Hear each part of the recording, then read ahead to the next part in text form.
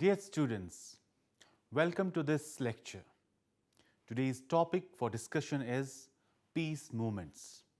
The main objectives of today's lecture are to understand the meaning of peace movement, to trace the history of peace movements, to understand the various strategies adopted by peace movements, and finally to identify the major characteristics of peace movements. Dear students, let's first start with the introduction. Peace movements are fluid and sometimes short-lived social phenomena with the broad participation of ordinary people. Specific peace traditions are often contained in small but prophetic organizational groups that nurture ideas and initiatives and motivation for wider peace movement. On the other hand, the term peace movement does not simply refer to the organized activities of small groups. It extends far beyond traditional peace organizations to encompass many people from all walks of life committed to the prevention of war or abolition of the war system. These include physicians who raise public awareness of the dangers of nuclear war by warning its medical consequences, politicians who work for the legislation of disarmament and arms control, artists who express a moral voice for peace and the environment, scientists who question the wisdom of new weapons, and countless others who contribute to the public outcry against violence and oppression in large or small ways. Let's see first the meaning of peace movements. Peace entails more than the absence of war.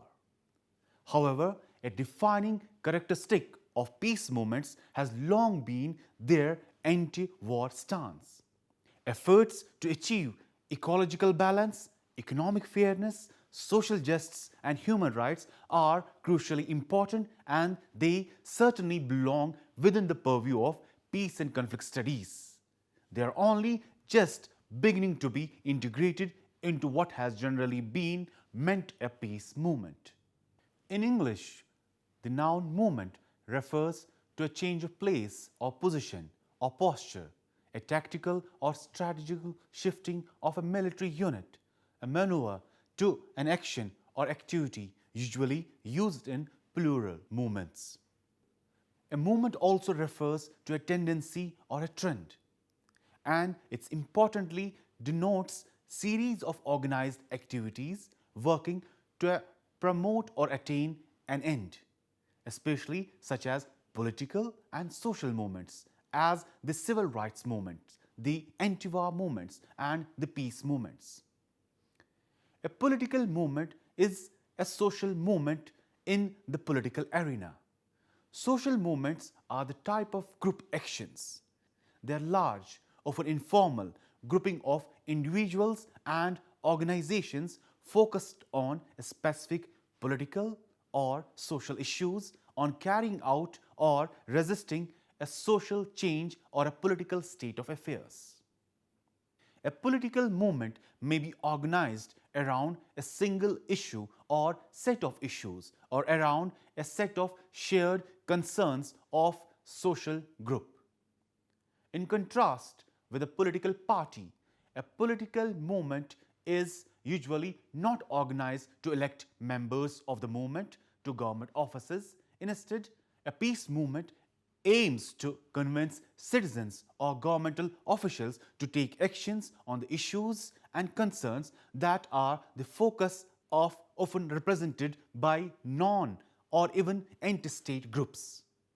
A peace movement may be local, regional, national or international in scope. Some aim to change government policy, such as anti-war movement, the ecology movement and anti-globalization movement and the peace movement. Peace movements may be divided into three categories: movements to eliminate war in general, movements to stop particular aspects of war, For example, conscription or particular weapons, example, landmines or nuclear weapons. Movements to stop particular wars, for example, war in Vietnam or Iraq. Dear students, let's discuss about the history of peace movements. The history of peace movements is one of the discontinuities and divisions. Peace movements have been more active in certain periods. The movements were more visible from the late 1880s until 1914 and from the 1920s until the mid-1930s. During the World War II and the early Cold War period, the traditions of peace movements were kept only in pacifist organizations. One can also talk of mass peace movements in Europe and the US in the late 1960s and in early 1980s. Until recently, the peace movement has largely been defined as a phenomena relevant to Western industrial democracies. On the other hand, grassroots challenge to structure of oppression and violence emerged in many third world countries. Religious pacifism, the history of anti-war sentiment or peace ideas is much older than even the first secular peace groups in 1815. Many religious traditions renounced war as a principle or a goal of society and opposed military conscription. Some of these groups, such as the Society of Friends, despite their often small numbers, influenced the development of peace movement for more than 300 years. In the tradition of Christian law, since the English Civil War, they have practiced conscientious objection and refused to kill other people. Peace churches have repudiated participation in war, believing that violence suppresses love, truth, and freedom by breeding fear, hatred, and prejudice. They saw the connection between violence and unequal world. The pacifism of these churches did not permit anything that could be construed of a support for state violence. Most of the non-combatants during American Independence War came from peace churches and individual pacifists. During the Civil War, the peace churches repeated the same pattern of opposition and advocated anti-militarism.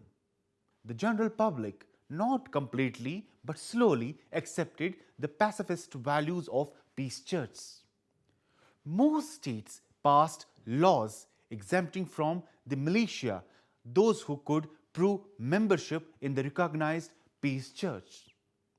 Early secular peace groups. The origin of organized secular peace movements can be traced back to early 19th century. The New York Peace Society was formed in August 1815 by an influential merchants and clergymen. The Massachusetts Peace Society emerged a few months later in Boston, followed by the creation of other small peace societies scattered through the US. The first peace society drew upon a commitment to oppose war under the influence of Quakers, Unitarians, and other free-thinking Protestants. Their members were recruited from educated elite and an urban middle class who were eager to convert their religious energies to social improvements. At the same time, a small group of Quakers founded the British Peace Society, which was strictly committed to pacifist non-resistance. The formation of these first organized groups was a response to the Napoleonic War that brought about a critical change in the nature of modern war. The ravage of famine, burn and sack towns, villages generated awareness of destruction and waste of war.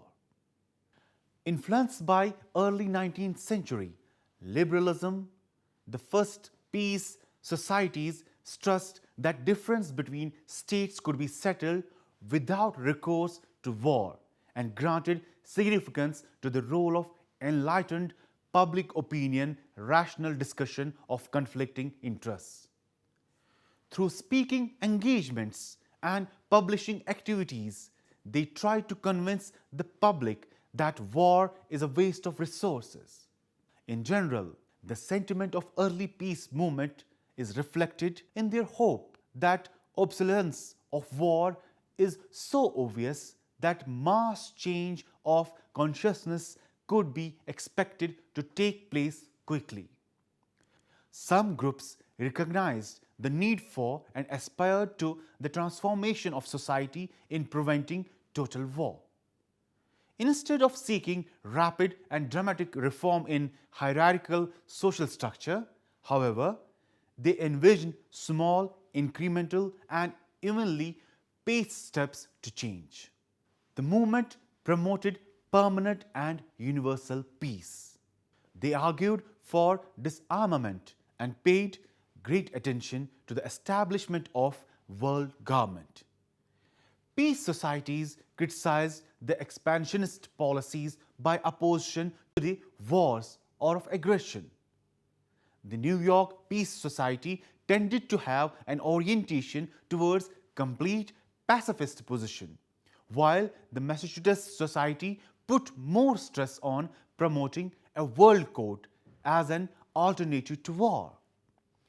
Eventually, they were merged with 34 groups from other regions to form the American Peace Society in 1828. The strength in national movements made it possible by 1843 to hold First General Peace Convention in London with 324 delegates from Europe and America. The delegates proposed a Congress of Nations and passed resolutions regarding arbitration. However, the momentum began to decline in the early 1850s due to increasing nationalism, the Crimean War in Europe, and the debate over the slavery issues in America. Such late 19th century nationalistic wars as Franco-Prussian War 1871 led conferences to renewed popular concern with the structure of international law. And of course, the horrors of First World War were directly responsible for the creation of League of Nations and various disarmament efforts during the 1920s and 1930s, just as the World War II led to the establishment of United Nations as well as renewed interest in the world government. The threat of a global thermonuclear war, which intensified during the US-Soviet Cold War, was responsible for unprecedented concern about limiting and, if possible, abolishing a whole class of weapons. With the end of Cold War, such nuclear abolitionism is now a much less prominent concern for both the public and politicians than it was during Gorbachev-Reagan era, and before, which had been characterized by a vigorous nuclear arms race and conspicuous saber rattling. Unlike World War I, popular support for World War II was much more widespread. To some extent, in fact, World War II legitimized war in the minds of many and led to a lull in peace movement activity. In part, World War II was widely viewed as having occurred because the Western democracies had been unwilling to confront Germany and Japan strongly and early enough. In addition, because aggressive militarism of Japan and Germany had represented such a threat to West and such Asian allies as China, pacifism became widely discredited as a way of coping with international evil. Moreover, during the decades following the Second World War, anti-colonial liberation movements gave further credence to legitimacy of organized violence, so long as it was for a good cause. While the growth of Stalinism in Soviet Union and Maoism in China served to justify militarism on the part of the United States and its NATO allies. The resurgence of peace movements during the 1950s and 1960s was due largely to growing popular anxiety about nuclear weapons, as well as opposition to specific wars, as in Korea, to a much greater extent Vietnam. The peace movement also was influenced by activity in Third World, notably the non-violence of Gandhi and anti-nuclear adherence in the aftermath of atomic bombs of Hiroshima and Nagasaki. Following the Vietnam War, pro-military commentators worried that United States had developed a Vietnam syndrome, whereby Americans would be especially reluctant to wage war. Thus, President George H.W. Bush announced with pride following the first Iraq War, which evicted Iraqi forces from Kuwait in 1990s, that the United States had overcome this syndrome. This might help explain the support of Congress and most of the US public for the Second Iraq War, which began in 2003 at the prodding of George Washington Bush. British Prime Minister Tony Blair, Australian Prime Minister John Howard, and other national leaders also helped constitute a coalition of the willing who joined Bush-led invasions and occupations of Afghanistan and Iraq. The historic peace movements, religious, pacifist, liberal, internationalist, socialist, Gandhian, and war-resistant, have been deeply divided over aims, methods, analysis, and strategy. They have occasionally united to resist specific wars, for example, Vietnam, specific weapons, for example, nuclear weapons, and to oppose militarist attitudes and policies. But their failure to develop a new and adequate model of action relevant to a changing global society and intensifying threat of breakdown of deterrence into nuclear attack suggests that many of the efforts to mobilize opinion may be divisionary or ineffective. Dear students, let's discuss about the issues and strategies adopted by the peace movements. Different political analysis and approach coexist among the peace activists. These differences can be compared in terms of goals, strategies, and values. Some groups believe that peace ought to be achieved through fundamental transformation of existing system. Others concentrate on changing policies in the narrow domain of issue areas. Total rejection of militarism. Peace movement traditions built on pacifism object to the war system and deny its legitimacy. The orientation of these groups is well represented by the Fellowship of Reconciliation and War Resisters League. Pacifists oppose all types of wars, believing that killing human beings is morally wrong and is the greatest evil of all. In addition to opposing the military policies of their states, they personally refuse to take part in war, most directly by resisting conscription. The War Resisters League has gained a reputation for its objection to conscription. Many pacifist groups seek reforms through the engagement in campaigns not to pay war taxes spent on military activities. In full pacifist positions, demilitarization should go beyond opposition specific weapons or spots of military conflict in particular part of the world.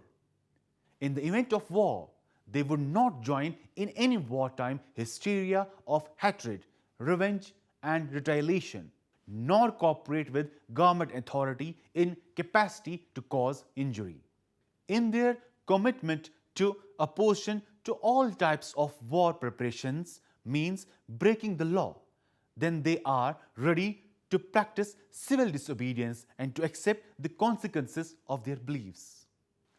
Socialist anti-war orientations were further fused and concerned with the struggle to remove the war-making society or institutions associated with capitalism and an oppressive state system. They wish to create a non-violent, just, equitable and harmonious society as a condition for peace. This strategy is sometimes linked with utopian and communitarian ideas. Efforts to banish war altogether are most likely to be associated with educating the public in stabilizing firm structures of positive peace. Human rights, social justice, struggles for racial equality, trade union rights, women's rights, and opposition to colonialism are related to building a peace system. Overall, these groups which oppose the prevailing social economic system and the institutions of war itself have most consistent and uncompromising position and make more persistent efforts than those opposing only particular wars or specific means of waging war. The groups with an orientation towards anti-militarism always constitute the small core of peace campaigns. But because of their strength of their convictions and their long-term organizational commitment, the absolutism of pacifist positions fails to reconcile with immediate political realities. Faith-based groups have a strong commitment to non-violent transformation, not just arms control. The scope of their goals is less tangible in the sense that they seek long-term structural changes rather than short-term policy changes. Pure pacifists have always been a minority but maintained existence during the downturn of peace movements, coming back to rekindle the consciousness of the public in the next crisis. Then there are those who focus on single issues.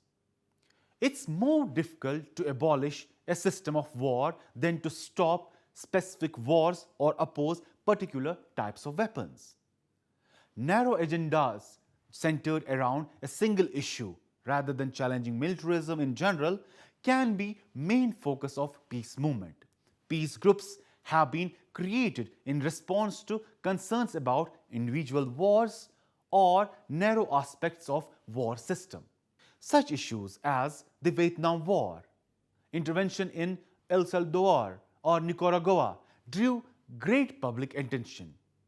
There also has been opposition to an increase in military budget, chemical weapons and anti-personnel mines as well as nuclear weapons. Many groups opposed to armaments pay more attention to reduction in or elimination of particular dimensions of weapons or weapon delivery systems, including cruise missiles, the B-1 bomber, the neutron bomb, the nuclear weapons, or similar items. The campaign for nuclear disarmament, the European nuclear disarmament, and the Committee for Sane Nuclear Policy have been active in the opposition to nuclear weapons. Ban on production, deployment, and use of specific weapons have been advocated because they are exceptionally destructive, indiscriminate, and inhumane. The Ban the Bomb movement in the late 1950s and early 1960s and the Freeze movement in the early 1980s opposed respectively testing of nuclear weapons and the nuclear arms race. The concern about nuclear weapons reappeared during nuclear testing in the South Pacific by French government in 1995. Testing was eventually stopped by international outrage. Peace movements in Western Europe and the US have been primarily engaged in direct opposition to a particular war or nuclear weapons, and this trend continued throughout 1980s and 1990s. It's easier to achieve movements' objective with concentration on the specific issue. On the other hand, peace movements that have narrow focus tend to disband when their issues are resolved. For example, anti-war movements lost popular appeal after the resistance to the war in Vietnam pressed the US government to withdraw their troops from Vietnam. European opposition to the deployment of nuclear missiles by NATO sparked a virtual firestorm of anti-nuclear protests during the 1980s.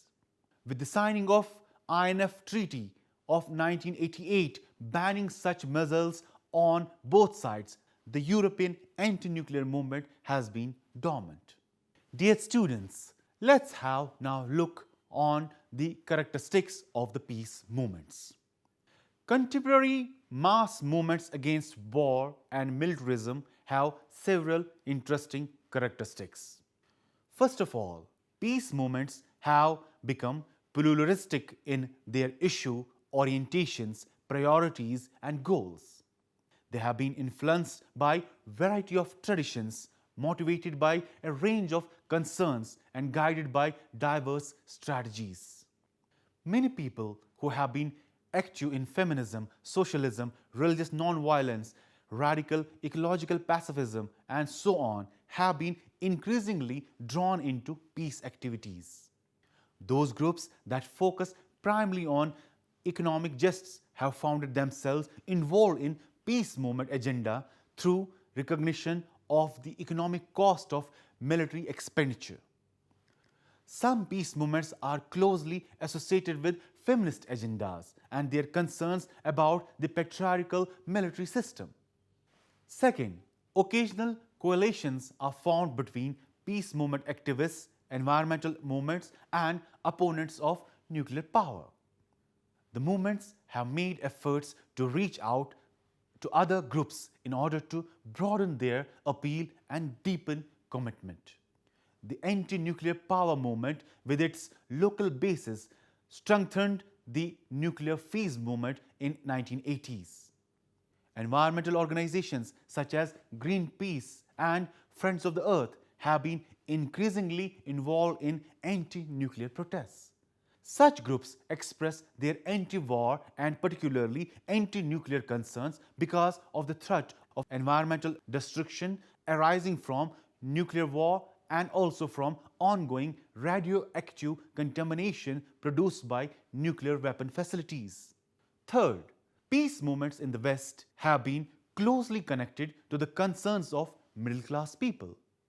For instance, nuclear freeze campaign, support for a comprehensive test ban, and environmental movements have drawn their support largely from relatively well-educated sections of society. Religious and professional groups and college students were more actively involved in disarmament, human rights, and anti-war movements than other groups. Trade unions, on the other hand, were more concerned with economic conversion. Fourth, peace movements have been largely motivated by the rise of popular anxiety. Peace activism has largely been reactive, swelling in response to crisis. The movements have typically grown when the threat to peace was great. Ironically, therefore, they have done best in terms of enthusiasm, membership, and financial contributions when the situation has seemed darkest. This was particularly evident during the early years of Reagan administration, when anti-communist rhetoric was inflammatory and domestic military build-up reached record levels. Fifth, peace movements shrink when governments successfully modulate their rhetoric or co-opt the peace movement agenda by slowly but relatively trivial concessions. The energy quickly subsides, even though the underlying problem remains as serious as ever. Peace movements are readily being moderated by limited success, such as the Partial Test Ban Treaty of 1963 and INF Treaty of 1988. The anti-nuclear movement of 1958 to 63 diminished rapidly after the Partial Test Ban Treaty was signed, although the nuclear weapon arms race simply went underground, intensifying rather diminishing. The anti-war sentiment in the US did not outlast specific crises, and the anti-nuclear movement has become less visible with US-Russian agreements on significant reductions in strategic nuclear forces. Since the end of 1980s, reduced tensions between the US and Russia contributed to diminished concern about nuclear weapons despite their continuing threat to humanity. Dear students, to conclude this lecture, we can say that if peace movements do not end wars, does that mean protests are futile? Definitely not. Indeed, peace movements have shaped history. The list begins with setting limits on war makers. In raising the cry, never again, peace organizations play important role in bringing about Geneva Conventions against the kind of chemical weapons used in First World War. Just as the campaign for nuclear disarmament helped ensure there would be no repeat of slaughter at Hiroshima and Nagasaki. Peace activists helped create climate that led to a series of nuclear arms limitations treaties, beginning with the atmospheric test ban of 1963 and running through the strategic arms limitation treaties of 1970s. Peace movements are important in laying down demands for just peace. They were especially powerful at the end of two world wars, when diplomats were under strong pressure to create a world worthy of wartime sacrifice. Peace movements took seriously the extravagant promises of the world safe for democracy and deal for a new world, and they demanded redemption of these pledges in industrial democracy, full employment and racial equality. They pressured framers of the United Nations to prevent future wars by creating international machinery to resolve disputes and by removing the social and economic grievances believed to be the root cause of war. Peace movements are important players in the struggle over the distribution of resources. The struggle over resources leads peace movements towards social justice. As Martin Luther King observes, peace is not the absence of conflict, it is the presence of justice. Of course, peace and justice movements are no more effective in ending social injustice than in ending wars, but they can be important weights in the social balance of the power. Dear students, it was all about today's lecture regarding peace movements. I hope you enjoyed this lecture. Thank you.